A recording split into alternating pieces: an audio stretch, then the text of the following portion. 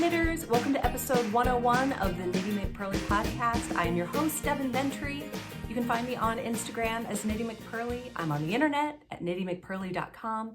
And if you want to email me, I am Devin at knittymcpurly.com. How cute is this mug? Isn't this adorable?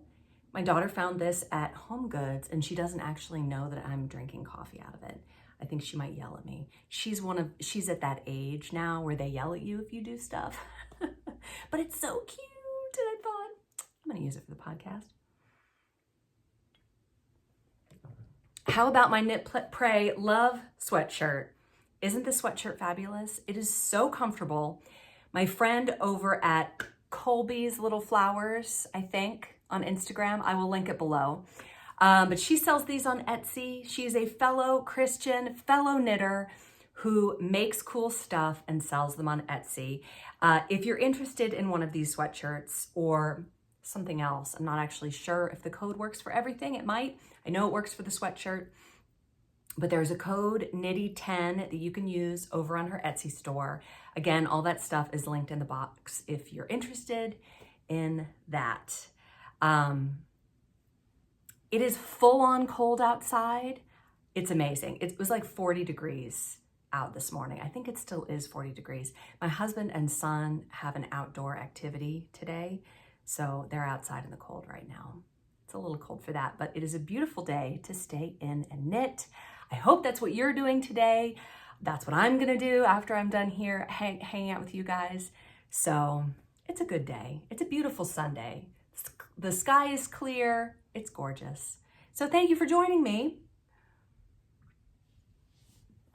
Do you guys remember that I had a lull in my knitting a couple weeks ago? It's the kind of thing that if I didn't sit here and talk to you about it, I would have completely forgotten that it even happened. But I had this I didn't want to knit and I was feeling kind of bummed out. And I was thinking about how that has totally passed for me. I'm in a total joy moment right now with knitting. And I always say this to my kids. Whenever you're in one of those moments where you're like, this is awful, I feel terrible, life stinks, what am I gonna do? Whenever you feel like that, sometimes you just need to get through it and think, what can I do in this moment to kind of assuage that feeling a little bit, feel the feelings, but just try and get through it. Whenever my kids are in that, I'm like, find a fiction book that you love and just dive into it and go into this other world in a fiction book and sometimes it helps you get through the hard times. And I did some knitting, I did some things, and I just kind of pushed past it and now it's gone. It's in my rearview mirror. And that's really great. I don't know if that's good advice or not. That's just kind of what I do to get through those moments and to get to the other side of where I am now, which is great. So there's that. Progress and shop news. It has been a very big week for me personally in my shop because all of the advent calendars went out. All of them. They all went out. They're all either at your house or on their way to your house. Last week, I said that I was in the process of fulfilling them and you should have gotten an email. Well, it seems that nobody got an email. I got lots of messages saying, I didn't get an email. Does that mean, I'm pretty sure I ordered it. Did I order it? Did it go through? What happened? Everything is fine. For some reason, nobody got an email. I don't know why. It doesn't really matter as long as you get your advent calendar. If you think you ordered one and you don't get one, just send me a message and I will look into it. But I do have more left. There are still advent calendars. If you haven't gotten one and you want one shipped to you right now, it is no longer a pre-order. You can get an advent calendar. A lot of people have logged in and downloaded their first clue. So I can see when that happens. So that's exciting. That's nice to do ahead of time if you want to know what needles you need and to just kind of get it ready. If you want to do a gauge swatch, you certainly don't have to, but you can if you want, or if you want to start early, because it is your thing and you can do absolutely whatever you want. Maybe you're thinking December is going to be really busy. Maybe I'll do my advent calendar in November. You can do that because it's yours and you can do whatever you want. But it's kind of nice to have it early because it's ready for you. It's not lost in the mail. You're not worried you're not going to get it on time. I like that. I'm an early person. I am always early for everything. If I'm not early, I'm not doing it. That's kind of how I am. So also all the pre-orders went out. I got lots of pre-orders for bulky weight and mohair yarn. Those have all gone out. So those are either winging their way to your house or they've already arrived. You can still get 25% off bulky weight and mohair in celebration of the Everywhere Sweater pattern. So I meant to show this last week and then I just forgot because I got distracted. This is still my like legit morning coffee, so I hope you don't mind. I drink like 3 cups of coffee in the morning, and this is maybe cups 3 and 4. So sometimes 4. I might get a little crazy as we go on. These are the colors that I have in stock right now. This is Beryl, and this is the bulky, the Berlin bulky, and this is the Munich mohair. Some people picked this for their Everywhere sweater. And if you are not knitting an Everywhere sweater and you just want some bulky weight or mohair yarn, you can go get that. This color is Thistle. Definitely a couple people are making their sweater in this. This is my most popular color, I think. It is a beautiful, beautiful light purple. This is the Thistle in the Berlin bulky and the Munich mohair. This color has been chosen by some people. Bulky on this side this time, mohair on this side. This color is called Meadow. This one is always a favorite, Bougie. It's a very light petal pink color that is just so pretty. Fontaine, always a winner. Hot pink in Berlin bulky and Munich mohair. Oh, the code to get 25% off is yarn please. Sorry, I didn't say that at the beginning, but if you can make a note of that or whatever, but use the code yarn please to get 25% off. It's just the bulky weight and the mohair right now. And then my personal favorite is Morel. This actually looks prettier this way. There we go. What's funny is Morel and Bougie, people ask me, the light in here is not great this morning. It's still a little bit early. Morel and Bougie are really quite different. Bougie is kind of a brighter, pale pink, and Morel is more of a moody. What's funny, let me tell you a little secret about Morel, is that there is no purple dye in here, none, but it's kind of a purple. Like it's a dusky, sorry, I couldn't find my regular camera holder today, so I've got kind of a bouncy one. Hopefully it won't bounce too much. But Morel is a very moody, dusky purple, but there is literally no purple dye in there at all, which is really fun. It's one of those magic things where you put in a certain combination of dye and what you get is just amazing. Sorry, it's not great. The light's not great in here, but this is Bougie, this is Morel. This is a much brighter, more cheerful color, whereas Morel is a moodier, sorry, that's better over here. It's a moodier, kind of a light purple. And I'll compare that to also to Thistle, which is very, very purple. Sorry, this one's better. Let me just lose this light. I'm just gonna, this is a oh, that's better. Isn't that better? Now, do I start over? I don't know. See, now my camera's all, it's a professional operation we've got going on here. But this is Thistle and this is Morel. So when you put it up next to the Thistle, you see that it's not really purple. But it's really pretty. It's my personal favorite. Code yarn, please, 25% off. Black Friday week is coming up. I'm going to be doing a week of Black Friday so that it's, you know, not stressful. I don't ever want to stress about anything. Black Friday week is going to run from Monday, the 21st, which is the Monday of Thanksgiving week, through Cyber Monday, November 28th. So we're going to have a whole week of fun deals. I'm going to have a shop update on that first Monday, and there's going to be discount codes. I'm not exactly sure how to work it. What I want to do is to give a bigger discount the more yarn you buy. Like if you buy the more, like if you want a sweater quantity, I want you to get the biggest possible discount. But let's say you only want to spend $50. I still want you to get a discount. I don't know. Maybe I'll do it flat tax, you know, like that. Isn't that like, it's just a regular percentage? That's a good idea. That would probably be simplest. This is how I figure things out. I'm such an extrovert. Like once I talk it out, I'm like, okay, I know what I'm going to do now. Probably I'll just have one discount code. And if you want that, sign up for my newsletter. If you're not getting the newsletter yet, go over to my website, sign up for the newsletter, because the newsletter and the podcast get all the deals. I don't really put those on Instagram as much because I'm just not that much of an Instagram user. I'm trying to get better. If you're over there, you've probably seen that I have more things on Instagram lately. I've got Instagram collaborations like my awesome sweatshirt here.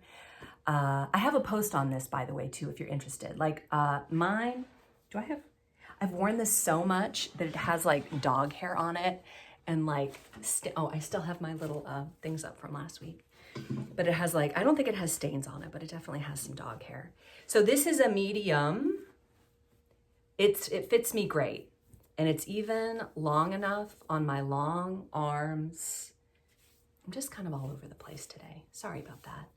But like I said, I've put a link below to get a sweatshirt like this one, sold by my lovely friend, Therese, who is a Christian and a knitter, and that's who we like to support, right? So, okay, so another thing that I would like to have back in stock is my hand balm.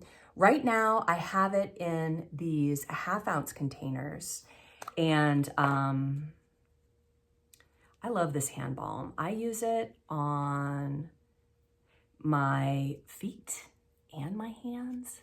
What I like to do is just put it on the backs of my hands, and I do find that it's a little bit chunky when it comes off of the stick. I don't know, it's a little more suited to the tub, and that's what I'm out of. So I will have more of those in stock. But after cancer, I don't get any more estrogen. And so my hands get really dry and my skin is all like, I hate the hand aging thing. That's just the worst. But anyway, I have these in stock right now, but I'm gonna have more of the tubs for Black Friday week. So looking forward to that.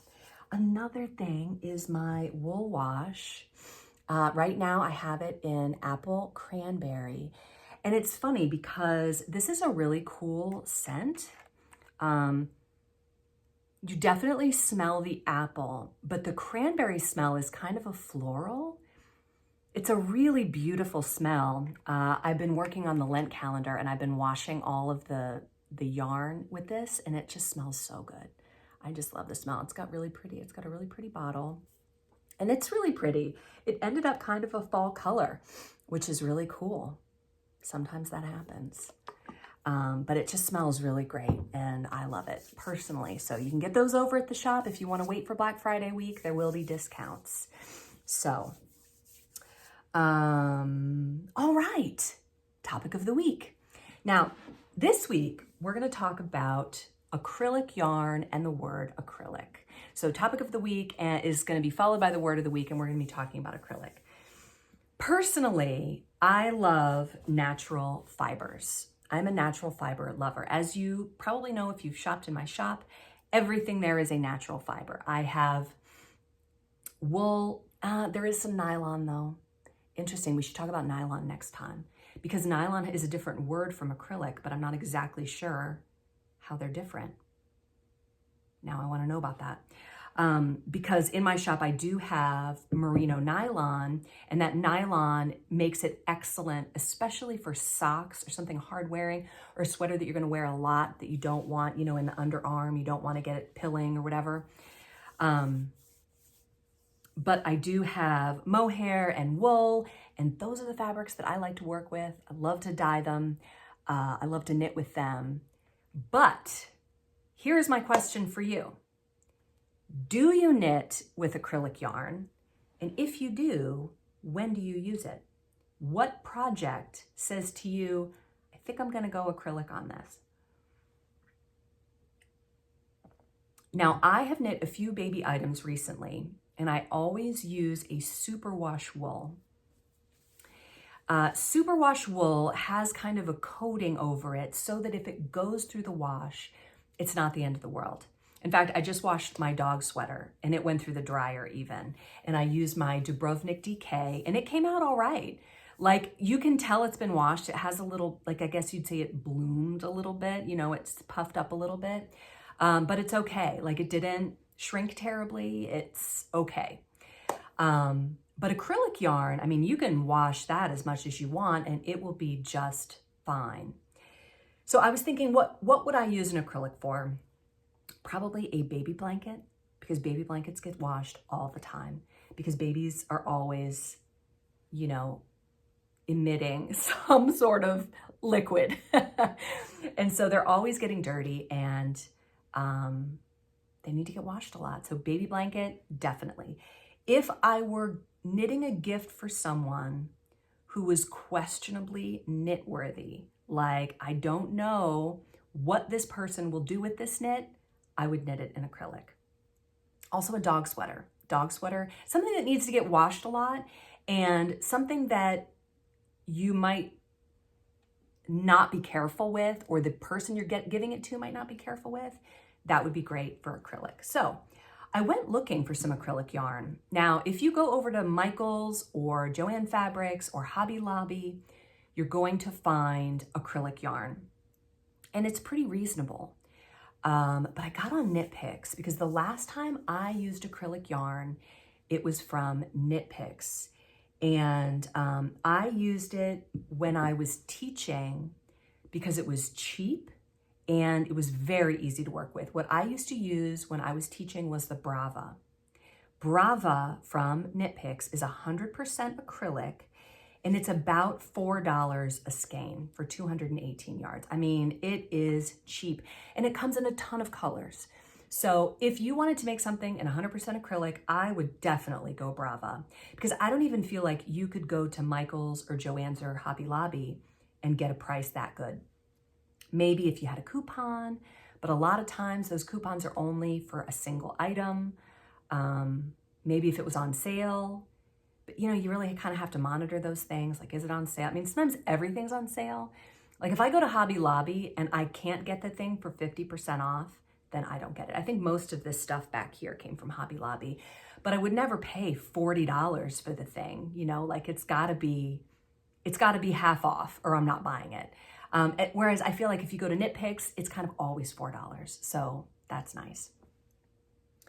They have another yarn called Comfy.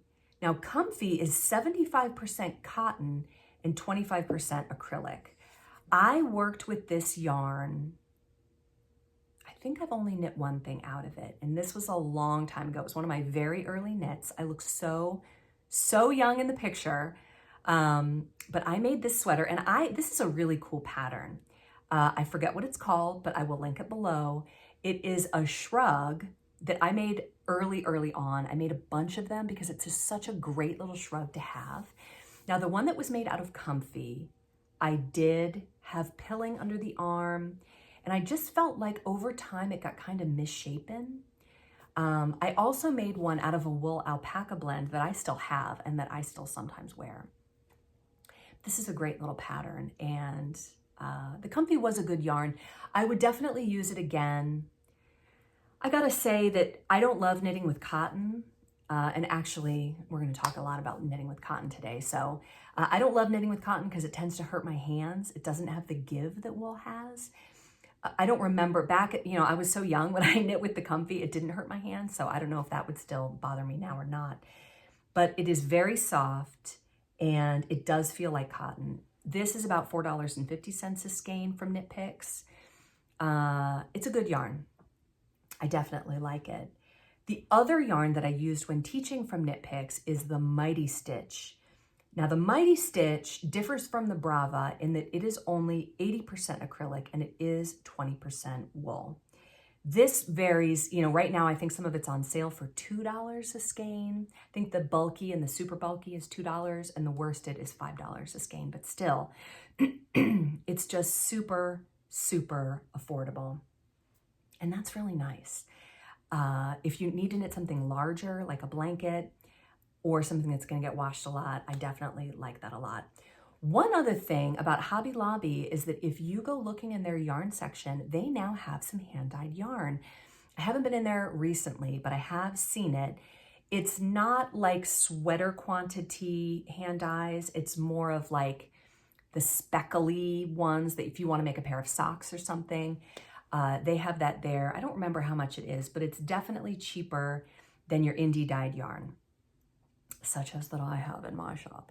I'm not sure where it's made. That is my thing about Hobby Lobby I don't like quite as much. I think Hobby Lobby is a great company. They are a Christian company. They were in the news recently as becoming nonprofit because they didn't want to be like wealthy. I don't exactly know all of the story of that. You could go look it up if you're interested. I do like supporting Hobby Lobby because I think they're a good company. My only beef with them is that all of their products come from China. And I would love to see more made in the US products. I think that would be a really cool turn for them to make. Anyway, just my 2 cents. This week's word of the week is acrylic.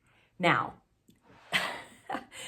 this was a really interesting word. I have often wondered about words that are applicable to our lives now and how old they are. Like, I have a degree in philosophy, okay? So say about that what you will.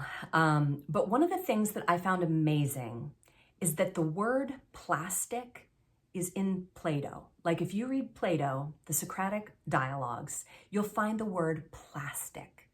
Don't you think of plastic as being a modern thing? But that is a word that is very old and it means malleable. So when Plato or Socrates uses the word plastic, he's describing something that can be molded. So when I went to look up the word acrylic, I just found this to be very interesting. This is a newer word. All right, now there seems to be a little bit of debate about this word, so I'm gonna go through it and we'll get to the bottom of it. So, acryl is from acroline. And the word acroline is from 1843, and it refers to the liquid that is in onions that makes your eyes water. Because acer or acre means acrid or bad, like a bad, terrible, pungent. Now, the second part of the word, the rho, the oleo. Now, oleum means oil in Latin. So there are some sources that suggest that the word acrylic means pungent or bad smelling or acrid oil. Now, if it is using oleum, then that's what it means. But if it's using olere, that means smell, which would mean a bad smell or a pungent smell or an acrid smell. Basically, the word acrylic either means bad smelling oil or just bad smell, which is kind of interesting. Acrylic is made from acrylonitrile, a colorless, flammable liquid that is derived from polypropylene plastic. And when it is used to make yarn, it is combined with other chemicals and placed into a spinning solution. The mixture is either injected into an air-filled space or dry spun or sprayed into water and wet spun. Basically, it's plastic. And I think we knew that going in, like we knew that acrylic was plastic, but that description is just so off-putting. Because I thought about the word acrylic and I thought, you know, as knitters, when we think of acrylic, we think of yarn that's made of plastic that basically feels soft. It might feel like wool or it might feel like cotton. It depends on what they were trying to make it feel like. A lot of times, sometimes it is scratchy. That's kind of the old school acrylic that was probably trying to mimic wool. But nowadays I feel like if you go into a yarn shop and you feel the acrylic, it's gonna feel really soft because that's what they're going for. But I thought if you talk to a painter and you use the word acrylic, that refers to acrylic paint. And acrylic paint is basically a plastic paint. That's what it is. And it's great to work with for so many reasons. My recent rabbit hole has been fingernails. So I have 3 daughters. And I personally like, I'm just going to go off on this very briefly. I personally like salon services, right? Now, you know that I dye my own hair, and I think it's here. I'll give you a little back view. I just cut it too. I cut my own hair too because I'm cheap. Like I love salon services, but I can't afford them. So I dye my own hair. I cut my own hair. And I was like, all I want is a gel manicure. That's all I want. But I can't afford, you know, $30 or $40 every couple weeks. So I learned how to do that myself. So then my daughters are like, we want acrylic nails. All of our friends have acrylic nails. Can we get them too? And I'm like, heck no. Those are like $70 every 2 weeks. No way. But you can learn anything on YouTube. I have been learning how to do gel nails and acrylic nails, and I did them on my daughter. I'm going to take a picture and put it in here because they look amazing. My other daughter, my oldest one, works all the time, and today's Sunday. She works at Chick-fil-A. So today's Sunday, so she's off today, and I'm hoping that she'll let me do her nails today because it is so much fun. Anyway, when you're talking about nails, acrylic is basically a plastic that you use to make a nail or to fill a nail or to, there's lots of different things you can do. I'm learning so much, you guys. It is so much fun. Anyway, so acrylic basically means a plastic, but it is a word that means it smells bad. Now the yarn doesn't smell bad. I think it smells bad like probably in the factory where they're making it. Probably doesn't smell too good, but the yarn ends up smelling not bad. So that's good. And if you wanted to make a yarny, remember the fishing lures called yarnies? You could use acrylic yarn because it doesn't smell bad, ironically. Interesting. Interesting. All right, moving right along to knitting fantasies.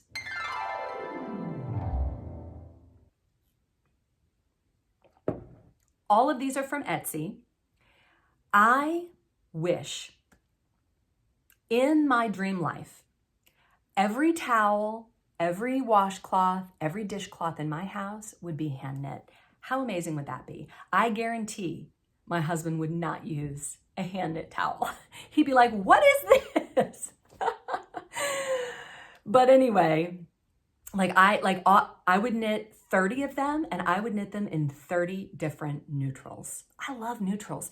And you can use color like a neutral. We've talked about this before. We've put up palettes of all these different colors that are essentially neutrals. If you add enough white or black or gray to a color, you've essentially made a neutral.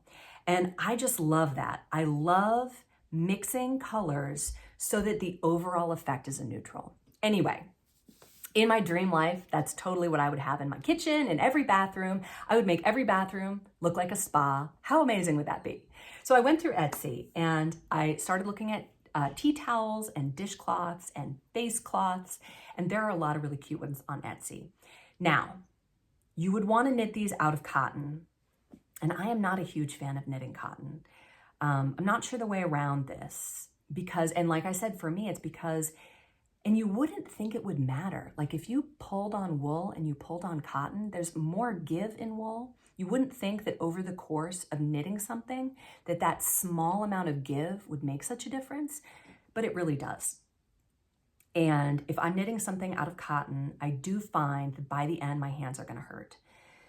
So that is a downside. I'm not sure the way around that. Maybe just to knit it in pieces, just knit a little bit on it and then work on something in wool and then come back to it.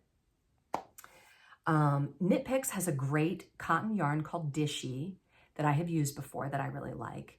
Also Sugar and Cream, super cheap cotton that you can get anywhere. Michael's, Joann, Hobby Lobby, any of those places are gonna have Sugar and Cream. It's like $1.50 for one of those little balls of Sugar and Cream cotton yarn. Okay, so I was able to find a bunch of different Etsy people who have cotton dishcloths. Now, there are a lot of crocheted ones too, but I was able to find a bunch of cool knitted ones. The first one is the Willow Tea Towel by Needles and Life, spelled with a K. And this is so cute. I would love to knit, like I said, 30 of these in 30 different neutrals. This is a really, really cute pattern.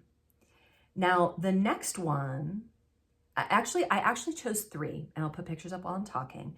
This is by Crochet Knit Jewelry, which I think means that she has these 3 different things in her Etsy shop.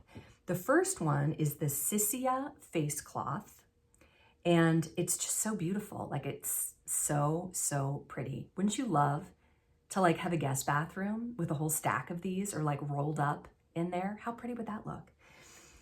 She has a whole bunch of really cute ones, but the next one I picked is called Adria. I think I was drawn to these 2 because of the colors that they're knit in. They're knit in neutrals. They're just so pretty. And the third one I picked is called Issa. I thought this one was a little bit Christmassy because it is in a bright green and it has kind of a tree motif that is repeated. Okay, so in my fantasy where I live in a house full of knit towels, imagine if they were like coordinated for holidays. Wouldn't that be awesome? Like, oh, we'll put away the Thanksgiving ones and get out the Christmas ones. In my dreams, someday. I don't really get into Halloween. How do you guys feel about Halloween? Like, I love, like, you know, I'm a Catholic and we go to Mass on All Saints Day and my kids go trick-or-treating and we do all that fun stuff, but I don't really decorate for Halloween. I know a lot of knitters really, really get into it. And there are colorways and patterns and just more power to them.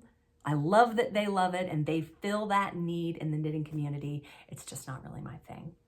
Anyway, my next pick is the Farmhouse Kitchen Towel by Darling J'adore, which I've talked about before. This person has tons and tons of amazing knitting patterns, but I thought that this kitchen towel was just so cute. Love it. Would love to have a kitchen full of these. My last pick is called Duo and Hedges by Cluck Cluck Boots, which is just the cutest Etsy name ever. Anyway, there are tons of dishcloths out there. The only one that I have knit with any regularity is Grandma's favorite dishcloth. Probably you've knit it too. It starts in the corner and you just basically knit every row and it increases and then it decreases and it makes like a square. It's very, very easy to make. These do shrink in the wash, so it's kind of nice to, when you make them, knit them at a larger gauge using a larger needle because they are going to shrink when you wash them. So there's that. Now, moving on to, so here's what happened. I love this story. This is a great story. This is from a podcast watcher named Rachel, and she says, my mom taught me how to crochet when I was 12. I love this story because she's like, it's not really a story, it's just my life. And I'm like, that's a story. Like, everyone out there, your life and your experience of knitting, that's a story. Anyway, she learned how to crochet too before she learned how to knit, which I did too. Love it.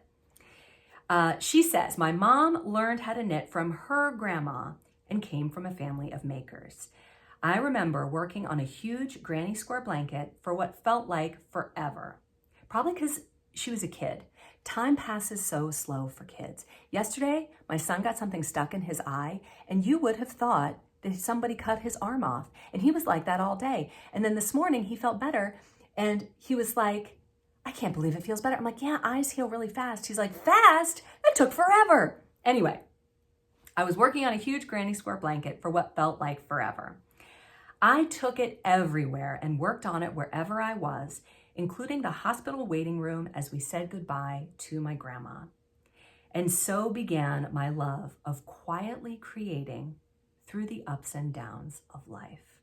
I love it. Rachel says, I crocheted several blankets. Rebecca, oh my gosh, Rebecca, I'm so sorry. Rebecca, ugh, I'm having a day. Can you tell that I'm having a day? Rebecca says, I crocheted several blankets through my teen years, but by the time I got married, it was something I rarely picked up. When my second baby was born, I started searching the internet for hats for her, and then realized that I recognized these stitches.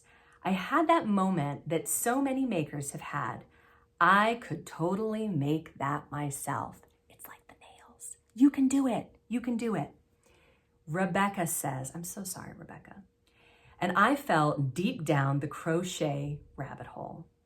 I crocheted hats, toys, blankets, and made a sweet hooded cardigan for my next baby.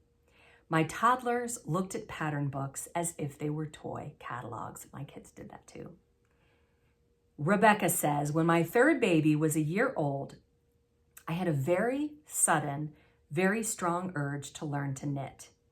I told myself I'd wait until after Christmas because I was busy making my children's gifts.